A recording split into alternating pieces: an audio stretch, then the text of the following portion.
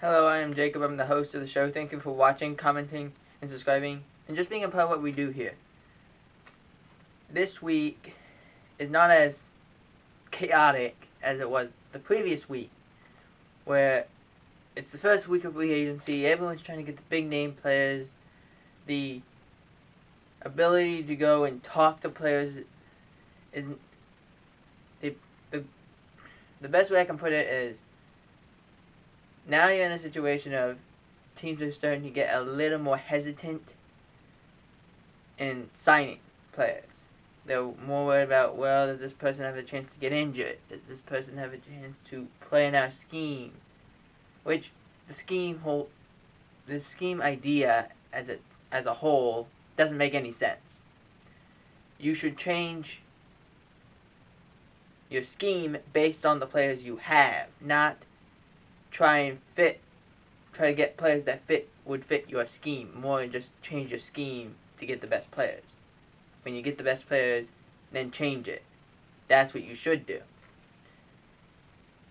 Not everyone believes in that kind of idea, but the teams that do are very successful. The Ravens have resigned Patrick Ricard to a 3-year contract. Now, Ricard is a fullback, so it's not really seen that you see a lot of fullbacks anymore. But Ricard is so much more than a fullback.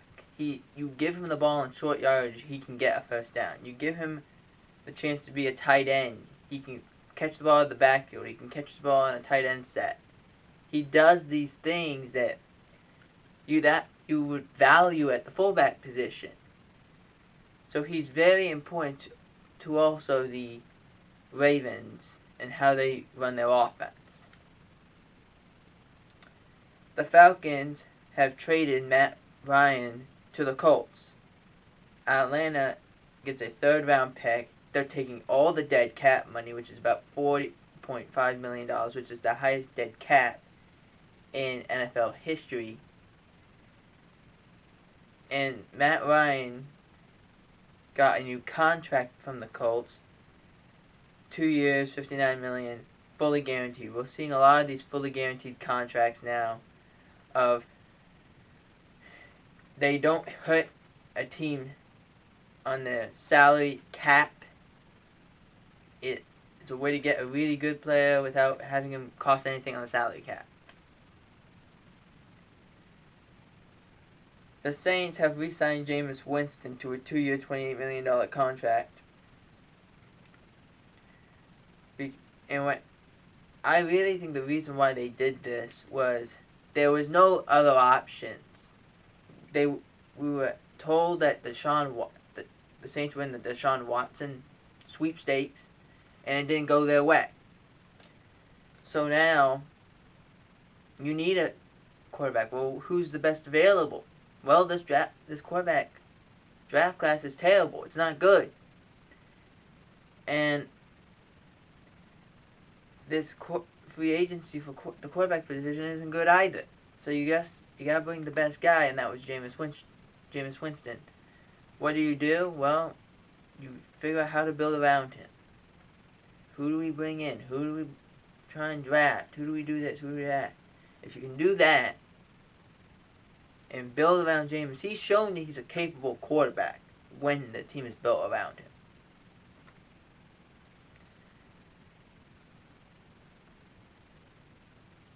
The Falcons had also agreed to terms with quarterback Marcus Mariota on a 2-year contract. How much the money is to be determined, really. I think this was a decent sign. I think Marcus Mariota was going to get buzz as a starting quarterback because this, as I said before, the draft class is so weak at the quarterback position. You need somebody who, even if he's not your long-term starter, he's at least a guy who could start, and then you bring in the rookie if you do draft somebody. The Cowboys have re-signed Jayron Kearse. 2 years, $10 million. It can get up to $11 million, however. Now, I'm a Cowboys fan, and I watch all things close with the Cowboys. I can tell you, on as probably the second or third person to know this, was these negotiations between Kearse and the Cowboys were not good. They were not good. In fact, Kearse admitted, I think a week or 2 weeks prior, that they got nowhere with the Cowboys. They're not even close. You don't hear that a lot. But you also don't hear that from a guy saying, we're not close, and then gets signed by the Cowboys a week or 2 weeks later. You don't hear that. But at the same time, I know how cheap the Cowboys are. They don't spend in free agency. They believe in drafting, which is a problem which we'll get into in a future video. And we've talked about it before. We'll talk about it in a future video. But I do think having Jayron Kearse here as a Cowboy is he's such a key, as everyone says, he's a core piece, which is the best way you can put it. He's a core piece. You need him around. It's a good thing the Cowboys kept him around. Dan Quinn loves using him and loves having him around. Keep him around. He was a big focal point in how good that Cowboy defense was in 2021. The Bills are signing wide receiver Jamison Crowder, the former New York Jet, is now in Buffalo. For the Buffalo Bills, this is a very interesting situation to be in, because the Bills, they don't really have many wide receiver options. Now, they could draft somebody.